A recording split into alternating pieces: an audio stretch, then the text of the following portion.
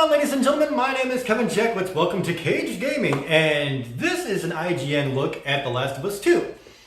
I have checked out a couple of trailers for it. Looks absolutely stellar. Of course, The Last of Us 1 was my favorite game, is my favorite game, period.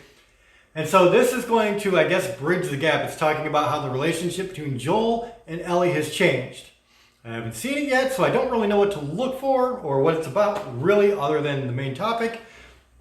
So we'll dig into this. I would assume that this is going to be a lot of the director talking, though. And if it is, I'm just going to let him talk. I don't want to talk over it. I actually want to absorb it because this is something I'm really interested in. And then we'll talk about it afterwards. So let's dig in.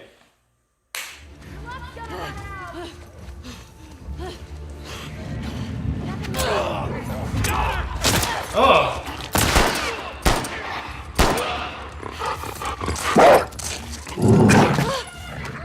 Ooh. Them dogs are gonna make this gameplay a motherfucker. Like all teenagers in this world, has only known the post-pandemic reality, right? She didn't know a world where you have movies coming out on a regular basis or video games or like everything is scavenged. She's never had these parental figures. She's kind of gone from like surrogate parent to surrogate parent until she met Joel, and that's been like a constant for her. And then the events of the first game happen, and both characters have settled down in Jackson. And the events of the first game, some of them were really traumatic. You think about what she did with David, or how much she had to do to survive. Like the first time she killed a person was in front of Joel on that journey. So she's trying to, and we are as authors trying to honor that past, this traumatic past that she's trying to live past. But it's the world of The Last of Us, and it's filled with more trauma, and DNA is very much you playing with an ally. And I would say for a big part of this game, you're playing with an ally, and who that ally is and how that switches across the game. It's like we want to preserve as much as we can for when you actually get your hands on it. But expect the next iteration of how we use kind of mechanics and cinematics and your allies to tell a story in new and interesting ways. They did that a lot in Uncharted 4 too, which turned out really good. I thought it was great, actually. What the hell are you doing here? You think I'd let you do this on your own? I smell every time I see Joel. But strained. Some of it is just because teenagers will be teenagers, and some of it is because their history is why you haven't seen them together a lot.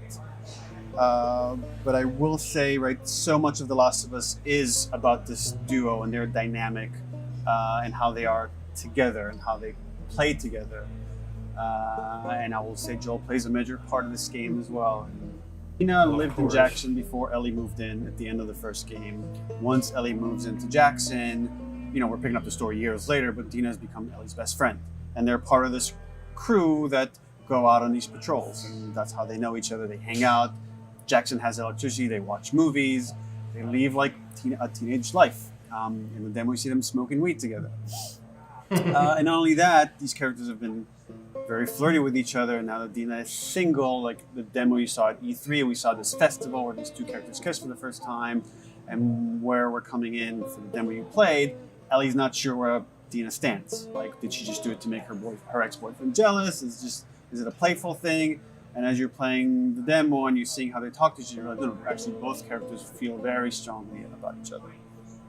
So it was important for us to show the complexity of that relationship. It's these really sweet, tender moments of levity to show how capable Dina is. And I'll just say Dina plays a major part in the game. I see spores in there. Mask's on. Got it. Yeah, if you've seen the trailer, you kind of get the idea of what role she plays. Remember, I don't want to have to shit you in the face. You get to see these girls work together, and they work well together, and they're both lethal in their own way, but they also like each other, and they're flirting, and it just allows us to create this emotional contrast. And this event happens to Ellie that just disrupts all that, and she has to dig in deep to that survivor and say, these people cannot get away with this, and I need to go out there and bring justice to this world. This is unfair, and then that obsession grows over the course of the game. This is Yeah. we should be pushing in. We hold the Everything looks so meticulously Keep an eye out detailed. in case he comes this way. Oh yeah. I got something. Dogs are going to be interesting. Get in there. Okay, girl. Snip it up. First game, and this is universal, so it's not just me, it's a lot of people on the team. Right, I was considering becoming a parent at the time. It was something that was very much top of mind. I had a kid during the production, so much of that was inspiring to this core idea of like this relationship between a parent and child. And like we would often ask ourselves on production of the first game, if you don't buy into this relationship, if you don't feel that unconditional love these characters feel for one another, we will have failed, because everything we're constructing is about that and the questions that come with that. We get into other philosophical questions in the first game, where like, do the ends justify the means? Is it okay to kill one girl to save many? We never quite answer those and show our position, but the characters have very strong positions about that. And that's what kind of gets interesting, is these are fleshed out, complex characters, and how they deal with those philosophical questions felt very interesting. We're now more mature and older, and there's certain things we read that might upset us about things that are going on in the world. And once we kind of explore that, it felt like there were a lot of interesting questions. And then we spent months developing this outline.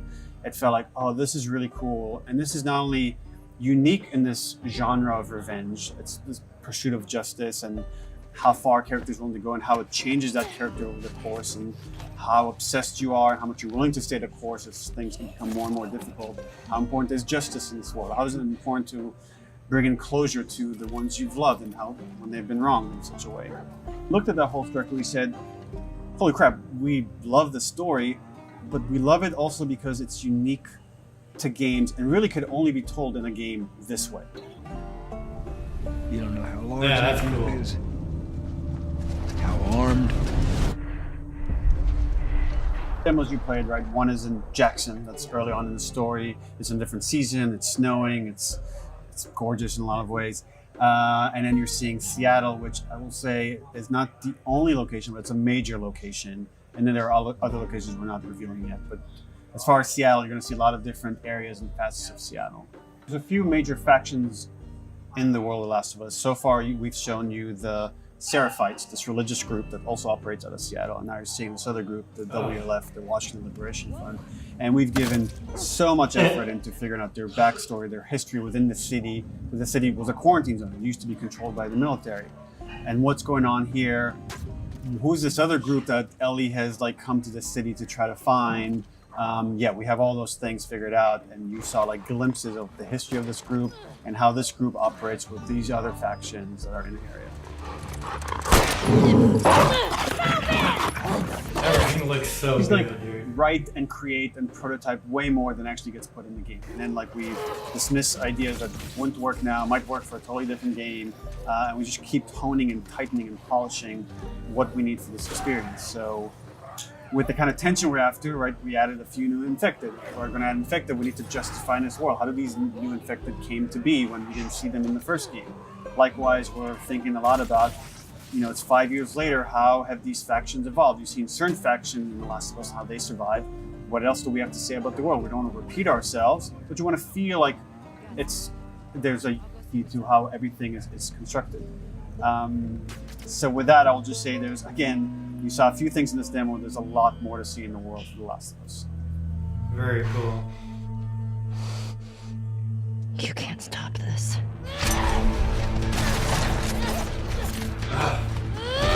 Dude.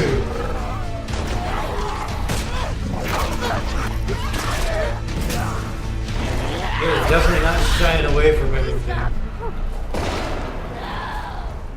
You have no idea what you're walking into.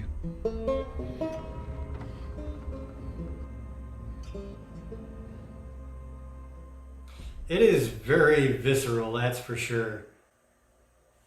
The first one was too, so you really wouldn't expect anything less. But man, dude, some of those scenes are just brutality. Looks amazing though, and I love that they're going deeper with the storyline that they had. I would feel very bad if they didn't. And I said that Naughty Dog is the type of studio where if they can't improve upon the first game, I don't really feel like they would do it. Because for a while there, they said they didn't want to touch The Last of Us, that it was its own thing and it just should be that game. So to bring it back, I knew it was going to be something amazing. And it looks like it really is. So I'm pretty stoked for it, man. It's definitely the game I'm most excited about. I think probably the game I've been most excited about, other than like, you know, I'm a big Mortal Kombat guy. So other than that, man, I don't think there's any games that top these two. So ladies and gentlemen, looks phenomenal. Of course, I'm going to try to be there day one with it. Let me know what you guys think in the comments below. If you enjoyed this, hit the like button, subscribe, and share. My name is Kevin Jackowitz, Cage Nation, out.